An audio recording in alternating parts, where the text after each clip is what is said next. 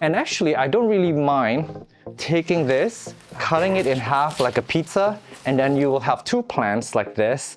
And let me show you how beautiful that is. And then little babies would sprout from where you make the cut. Ooh, and I looked under the hood. Look at that. This is so sexy. It's trying to put out even more fiddleheads down below. Hey you guys, my name is Sean. I'm a houseplant enthusiast from Jakarta, Indonesia, here to show you how to care for and propagate this beautiful variegated fern. Now this is an Asplenium. It is a mutated Asplenium that happens to be variegated. I don't know the origin story of this fern, so if you do know it, please do comment down below. I would love to know more. The name of this is just simply Asplenium variegated. Now, Aspleniums mutate like crazy. There's so many different forms of them, even within the same species. So a lot of them have really funky names and a lot of them don't even have names at all.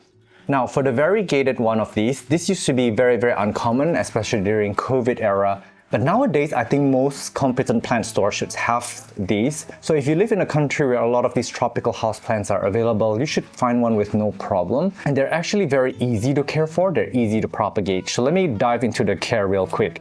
Now for these guys, they love bright indirect light. If you give them lower than ideal light, they will start to revert to green. And also keep in mind, because this is a rosette plant, it does need even top light from above. So if you place this on a shelf like this, I mean, it looks beautiful, but it's only gonna grow fronds towards the one side of the plant. So it's not gonna look that beautiful over time, but they do make really wonderful vertical garden plants, if you ask me, but maybe not for long.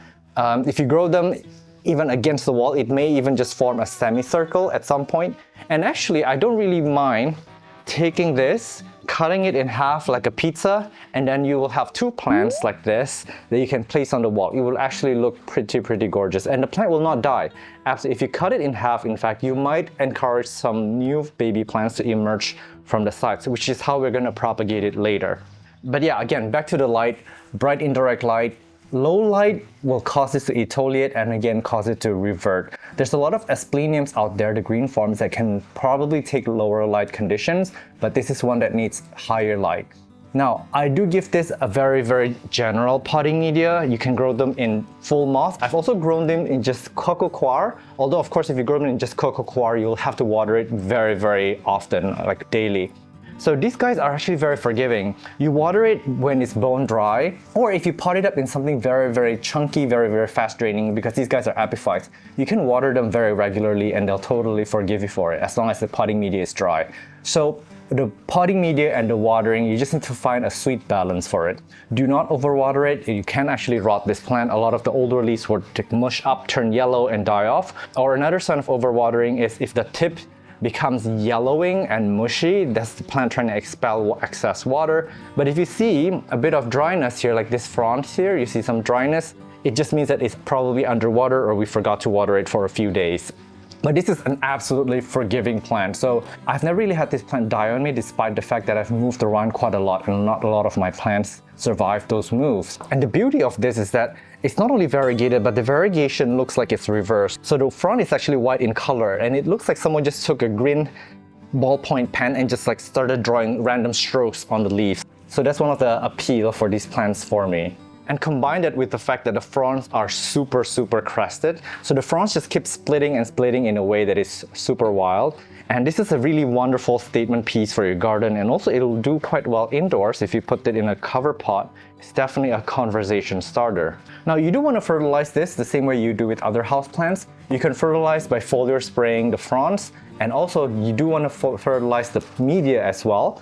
Now, in nature, they're pretty epiphytic, so a lot of leaf litter and animal droppings probably just fall on the crown and they would accumulate over time. Now, I have a feeling, just a hunch, that they can actually take in nutrients from the crown as well. But in our indoor growing conditions where environments may not be so ideal, we may not even have the best airflow, I would keep the crown inside very, very clean. So it's not to rot anything. And I've never really had pest pressure with these guys, but you can also do preventative pest control on these because eventually pests will get to most of our plants, even though they're not very prone to it. So this has overall been an easy one for me to care for. And I had many of these, but I've given a lot away. I've sold a few away. And right now, I guess I'm going to chop it up and show you how I propagate this and turn this into multiple plants. All right, first thing first, we need to decide which one of this to cut up. I'm thinking I'll cut up the bigger one because this little one has a lot of room to grow. This will turn into this in no time. And the baby ones of these plants are so stinking cute. I cannot wait to cut it up and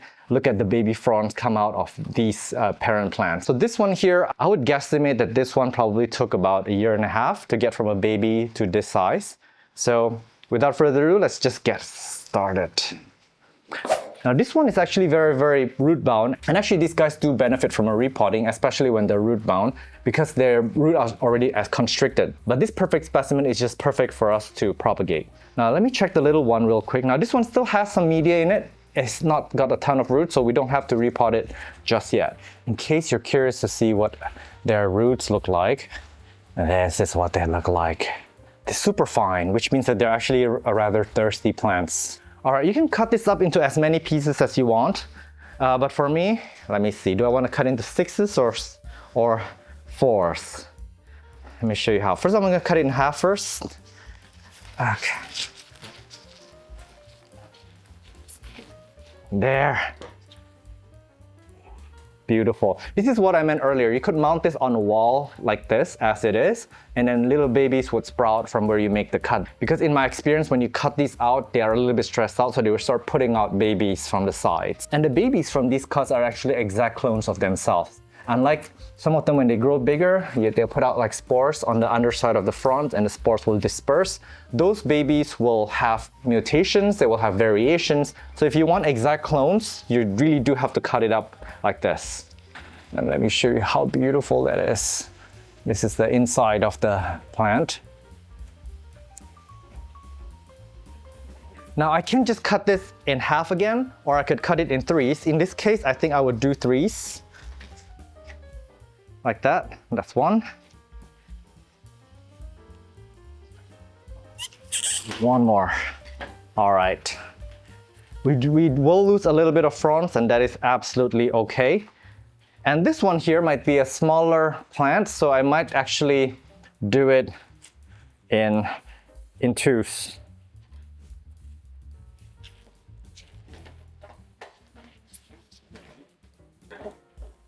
All right. So I've got a few of these. So I want you to imagine that from up above that they look a bit like a pizza. So just cut it up from the top. You can also mount these single ones on walls and watch them grow into something bigger. That's also a possibility. But for us, we're gonna pot it up into little pots. Now I'm gonna show you real quick, just 2 of them, so we can get on with our days. This one here, for example, I'm just pot it up right here. And I'm gonna grow this in moss. Hang on, before I forget something important. I'm gonna dab some activated charcoal here because there's some fresh wound here. And what I'm gonna do is I'm gonna just rub it in activated charcoal. I do this with all my propagations. They're a preventative measure. Activated charcoal is antimicrobial. That means it's gonna prevent bacteria or fungus. Now, here for this particular one, I use moss. But you can actually use just a general potting media or any potting media. As I said earlier, I've tried just in coco coir. Coco coir is the little shredded coconut pieces that's in my wall here, or imagine your moss pole. You can use that as well, but you do want to water it quite a lot. And you want to just bury it gently like this. I'm even going to add some slow release fertilizer. They really respond well to a bit of nutrients, but they don't need immediate nutrients. Right now, all they need is to put out some roots. Now, some people say, can you tent this? Can you propagate this in a bin to increase humidity to let it root faster? You absolutely can. If you put like an inverted cup, or if you just do something to seal in the humidity, it will grow faster for you. But for this plant, you absolutely don't need it. So for a situation like this that's in moss, I want to water it only very little, maybe spray it a little bit every single day. possibly even keep the bottom of the moss dry the whole time, just keeping the top part a little bit moist. This is so that it will seal in some humidity, because right now it don't need a ton of water in there. It just needs a bit of humidity for it to put out roots. And we did not mention humidity in the care portion of this video, but I find it to be irrelevant with this fern because I've grown this in an air-conditioned room, I've grown this in my greenhouse, they take off just the same. So humidity is, if you can give it, great, but if you don't have a ton of humidity, don't sweat it. So for this one, I'm just going to use my general potting media. For the rest of the pots, I'm just going to gently plant this in. I must say that this pot is even too big for it, because for something this small, I want smaller pots. The idea is to have it root, and if you have a bigger potting, if you have a bigger pot, your pot, it may retain too much water, and there's also more areas in there for your pests, bacteria, and fungus to hang out and play with. So here's what I've potted up. I'm gonna finish up with the rest, and I will see you guys soon. All right, so we've got 1 in moss and 4 in potting media, so I'll give you guys an update. Welcome to a 15 weeks update. I've got some really bad news in case this is not apparent to you. 3 of these did not make it. Now, I've been traveling quite a lot, so I'm not sure exactly what happened to it. It could be overwatering or underwatering. If you overwater it, it'll obviously turn to mush. And if you underwater it, it'll turn to crisp. But one thing about these, I don't know if I mentioned it earlier, is that the variegated ones have very little chlorophyll. So the chances of it surviving is a lot less than the all-green variety. And by the way, these guys do come in an all-green variety, and they come in like crested, they come in many different kinds of forms, just so you know. And this one in my hand is actually one that we did not propagate. So it's sized up quite a bit. It's put out a lot of like little hands here, so it's doing well. So I've got 1 insurance plant going on. Now these 2 here, I'm slightly worried about, but they're still surviving. This one put out 2 new fronds over here, so hopefully this will survive, and we're gonna give it more time. But 15 weeks is actually quite a long time to wait for these guys. I do realize that I'm not home as much, and plants really do suffer quite a bit when I'm not home, when I'm not keeping an eye on things.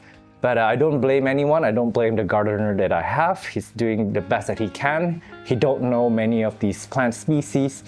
So this is just what happens. You just gotta forgive yourself and move on. But we've got 2 more plants, so this is pretty hopeful. So let's see them in a few months' time. So welcome to the 9 weeks update, and these are the 2 that have survived. Now this one put out these fronds, and I guess they just continue to grow out of it over time. I'm gonna do a tug test to see. This is taken well to the media.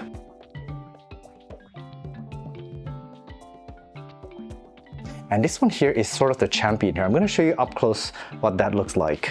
As you can see, multiple fiddleheads have showed up. This is going to give me a few baby plants. This is going to be 1 crown, and this is like another one. So if I let this grow out just a little bit more, they will sort of form their own rosette. So we do have to separate them at some point, otherwise they'll start to constrict one another.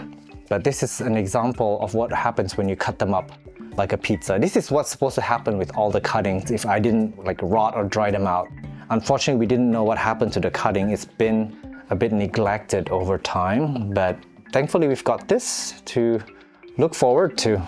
Oh, and I looked under the hood. Look at that. This is so sexy. It's trying to put out even more fiddleheads down below. So if I give this more time, more room, look at that. This is going to become a lot of plants. I love cloning ferns like this. This is such a beautiful process. All right, I guess thank you so much for watching this all the way to the very end. I hope this video gives you courage to slice your fern up. Like, keep in mind, pay attention to them, make sure they don't dry out. You need to still give them pretty good care even after you chop them up, although they're really not the hardest one to propagate and divide and have multiples of. I've had literally 50 of these before because we sold quite a few when I had a store, I think 3 or 4 years ago. So we sold quite a lot of these, and these are just the remnants of what's left, and I really don't know what to do with them. They're incredibly ornate, but if you put them behind a wall like this, I mean, I guess that could look really good. I've not really done that yet, but they are a little bit too... Imagine if I slice this in half and I just turn it around facing us, we'll have 2 crowns facing all of us in the wall. So that might actually be a pretty good idea to have moving forward. But I want to thank you again for watching this all the way to the very end. And just by you commenting down below, liking and staying subscribed, it really helps the channel out a lot. But if you want to help me out further financially for a cup of coffee a month, feel free to join my Patreon at patreon.com/Sean from OnlyPlants, or you can join as a YouTube member simply by opening any of my videos from a browser, computer browser, and next to my channel name there will be a join button. Alright, I will see you guys in the next one. Happy growing, everyone!